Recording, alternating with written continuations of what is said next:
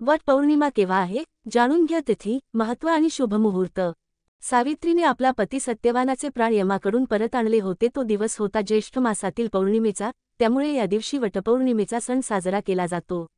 विवाहित स्त्रिया आपल्या पतीच्या दीर्घायुष्यासाठी वटपौर्णिमेच्या दिवशी वडाच्या झाडाची पूजा करतात आणि निर्जल व्रत ठेवतात। या दिवशी व्रत करण्याला अत्यंत महत्त्व आहे। असे म्हणतात या दिवशी सुवासिनी स्त्रियांनी आपल्या पतीसाठी व्रत ठेवले तर तोच पती त्यांना 7 जन्मासाठी मिळतो। तसेच सावित्री देवी या दिवशी विवाहित जोडप्यांवर कृपा करते अशी देखील मान्यता आहे। तारीख आणि वेळ। वट पौर्णिमा तारीख 10 जून 2025।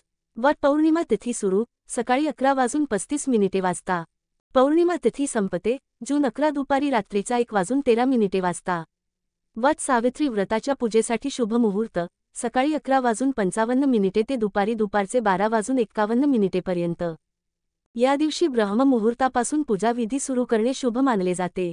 पूजेसाठी सूर्योदयापासून ते दुपारपर्यंतचा वेळ शुभ आहे। वट पौर्णिमा पूजा कशी करावी। वटपौर्णिमेच्या दिवशी सुवासिनी स्त्रियांनी सकाळी लवकर उठून स्नान झाल्यानंतर देवपूजा करावी। या दिवशी व्रत करावा, यानंतर त्यांनी वडपूजेची तयारी करावी। वटपौर्णिमेच्या दिवशी वडाच्या झाडाची पूजा करण्याचे धार्मिक महत्त्व आहे। त्यामुळे वडपूजेसाठी धूप, दीप, अगरबत्ती, हार, फुले, 5 फळे मुख्यतः आंबा, सुवासिनीच्या शृंगाराचे सामान, वडाला बांधण्यासाठी धागा हे पूजेचे सामान तयार ठेवावे। वडपूजेचा मुहूर्त पाहून वडाची पूजा करावी। यावेळी सुवासिनींनी 7 शृंगार करावा। 16 शृंगार करून भरजरी साडी किंवा लग्नातील शालू यावेळी विवाहित महिला परिधान करतात। हाताभार बांगड्या, कपाळी टिकली, भांगेत कुंकू, मंगळसूत्र, पायात जोडव्या आणि पैंजण असा साजशृंगार करून ही पूजा करण्याची मान्यता आहे। व्रत कसे करावे। सावित्रीने आपले पती सत्यवानाचे प्राण वटपौर्णिमेच्या दिवशी परत मिळवल्याने विवाहित स्त्रिया या दिवशी आपल्या पतीसाठी व्रत ठेवतात। हा व्रत अनेकजणी निर्जल ठेवतात, तर काहीजणी एकभुक्त राहून व्रत करतात। हिंदू रीतीनुसार या दिवशी विवाहित महिलांनी सकाळपासून व्रत करावा, वडाची पूजा झाल्यानंतर पाणी पिऊन व्रत सोडावा। तसेच काहीजणी संध्याकाळी सूर्यास्तानंतर व्रत सोडतात। वटपौर्णिमा महत्त्व। पती पत्नीचे नाते हे आपल्या हिंदू धर्मात अत्यंत पवित्र मानले जाते।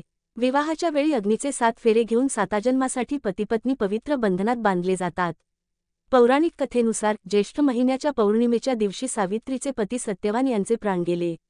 आपल्या पतीच्या जाण्याने सावित्री दुःखी झाली। तिने तपस्या करून आपल्या पतीचे प्राण यमाकडून पुन्हा मिळवले। त्यामुळे सुवासिनीच्या प्रेमात, तिच्या मंगळसूत्रात शक्ती असल्याचे सिद्ध झाले। याच कारणास्तव विवाहित महिला आपल्या पतीच्या दीर्घ आयुष्यासाठी वटपौर्णिमेचे व्रत करतात।